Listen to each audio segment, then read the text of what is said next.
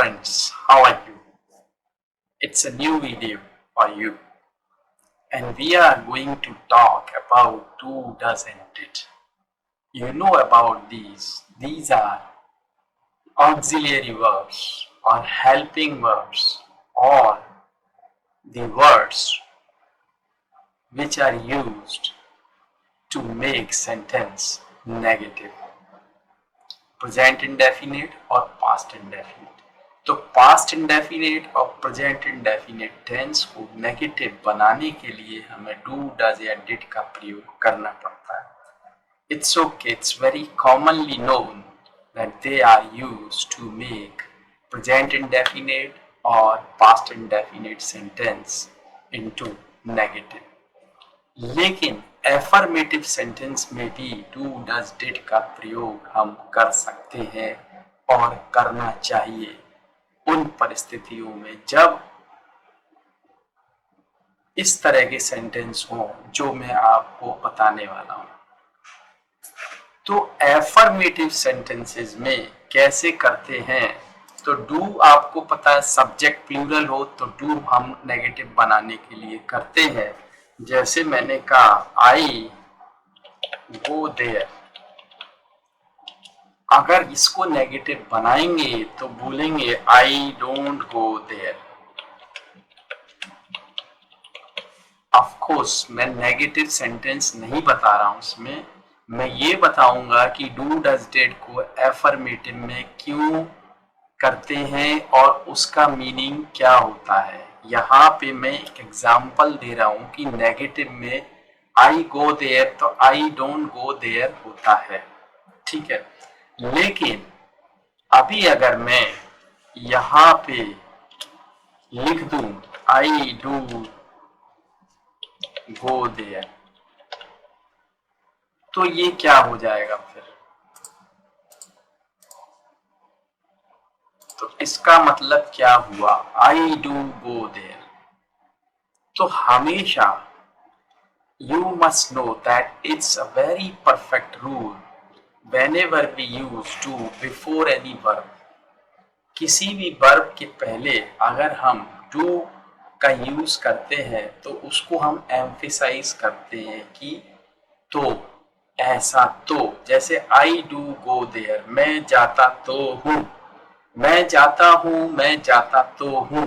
तो उसको हमने एम्फेसाइज किया, उस पर हमने जोर दिया कि मैं जाता तो हूँ. We can have some more examples here. जैसे अभी मैं बोलूं, इसको इम्परेटिव सेंटेंस में भी हम डू से लगा के बोल सकते हैं. जैसे डॉक्टर आपको बोले do go for a morning walk every day. तो इसका मतलब क्या हो? Do go for a morning walk every day. तो डॉक्टर ने आपको सजेस्ट किया कि आप जरूर जाओ सुबह घूमने के लिए. तो डू गो, जैसे go for a morning walk, जाओ, ये तो सिंपल हो गया. लेकिन डू गो, जरूर जाओ, अवश्य ही जाओ. दुकानदार के पास आप जाते हो तो दुकानदार से जब आपने सामान ले लिया और आप जाने लगे तो दुकानदार, शॉपकीपर आपको बोलता है डू विजिट अगेन सर या मैडम, आप फिर से अवश्य आइए, डू विजिट अगेन सर. तो ये वो इसीलिए बोलता है कि आप अवश्य आए. ठीक, क्लियर? अभी अगर अब डज को आप यूज करना है तो सिंगुलर सब्जेक्ट के साथ जोड़ देने के लिए करेंगे. सिंपल, जैसे ही goes to school every day, वो स्कूल जाता है रोज, ये तो हो गया. लेकिन वो अवश्य ही जाता है तो ही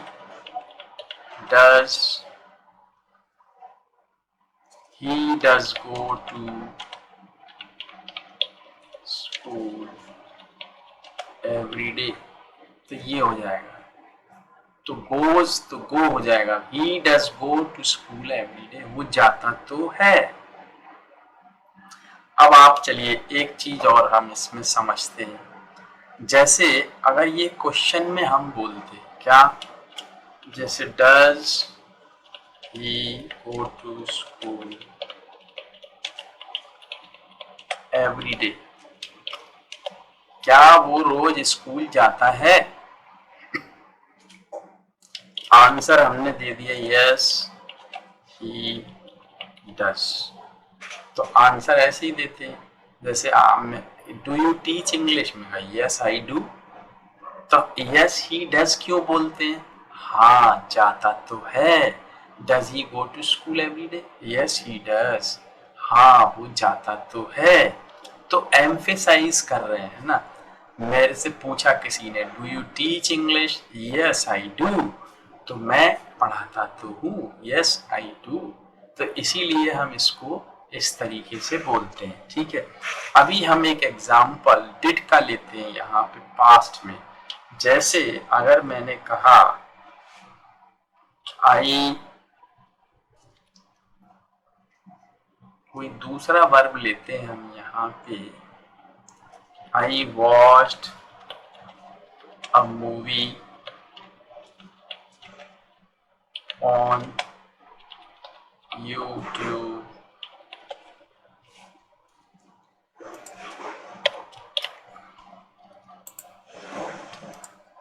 I watched a movie on YouTube last night, ठीक है। तो ये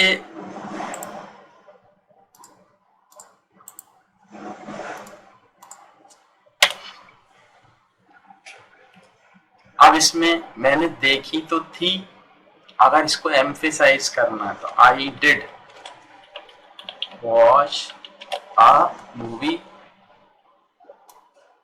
ऑन यूट्यूब लास्ट नाइट, ये पूरा यहाँ पे इस तरीके से हम कर देंगे, ठीक है।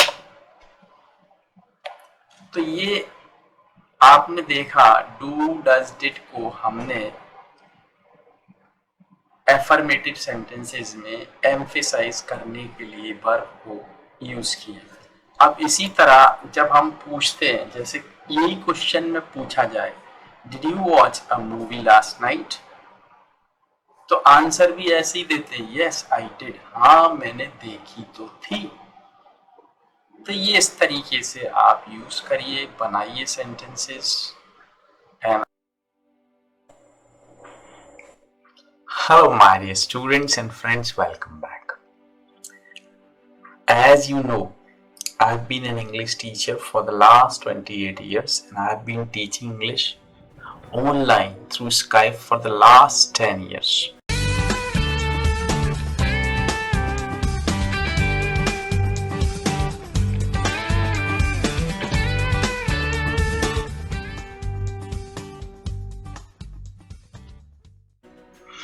तो यहाँ पे मैं हिंदी में ही ये वीडियो बना रहा हूँ। इंग्लिश में मैंने बहुत से वीडियो बनाए, अपलोड किए, पर मेरे स्टूडेंट्स चाहते हैं कि मैं हिंदी में भी बनाऊं ताकि वो अच्छे से समझ सके।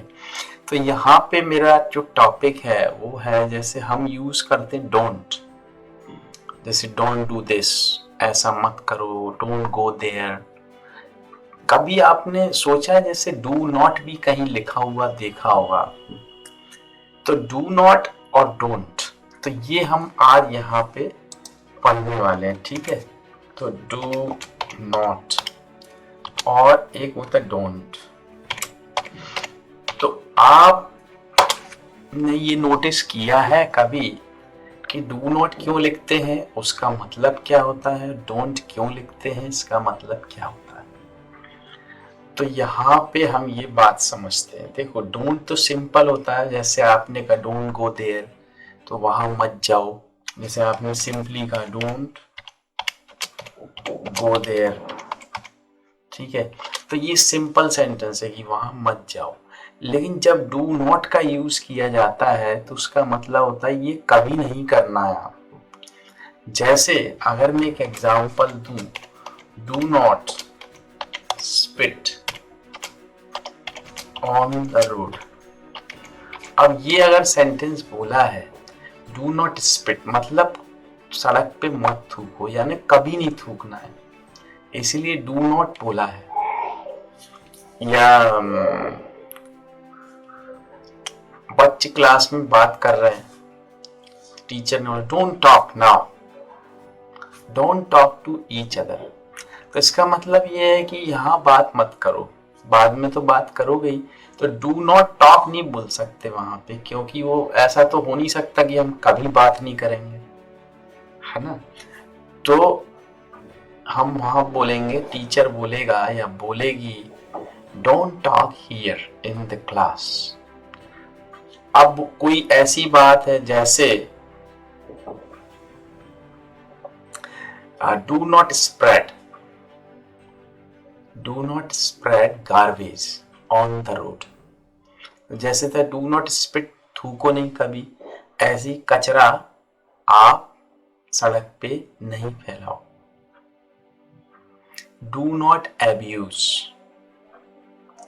तो डू नॉट एब्यूज का मतलब है कभी किसी को गाली मत दो, डू नॉट एब्यूज, ठीक है। ऐसे ही आप डोंट का बहुत सारा यूज कर सकते हो, जैसे don't touch my towel and don't wash my clothes today, या आपने कहा डोंट स्टैंड इन द सन। तो ये सिंपल है कि अभी मत करो, जो चीज कभी नहीं करना है, जैसे do not eat oily food, कभी मत खाओ, नहीं खाना है oily food. Do not try to be, या डू नॉट ट्राई और do not drive your vehicle over the limit. तो जो लिमिट तय है वहां पे किसी रोड पे, उससे ज्यादा स्पीड में गाड़ी नहीं चलाना है। तो ये इस तरीके से एक सिंपल सा यूज है डू नॉट और डोंट का, जो मैं आपको बताना चाहता था, मैंने बताया। अगर आपको वीडियो अच्छा लगा तो इसको शेयर करिए और लाइक करिए and subscribe to my channel to watch my new videos. And as I have been an English teacher, I teach online. If you think you want to learn English with me, आपको लगता है मेरे साथ सीखना चाहते हो grammar, speaking, या आप कोई इंटरव्यू की तैयारी कर रहे हो, या कोई एग्ज़ाम की तैयारी, तो अगर आपको लगता है आप मेरे से कांटेक्ट कर सकते हैं। मेरा ईमेल आईडी, स्काइप आईडी यहाँ पे इस वीडियो में और डिस्क्रिप्शन में दिया है, आप मुझसे कांटेक्ट कर सकते हैं। Thanks for watching, thank you.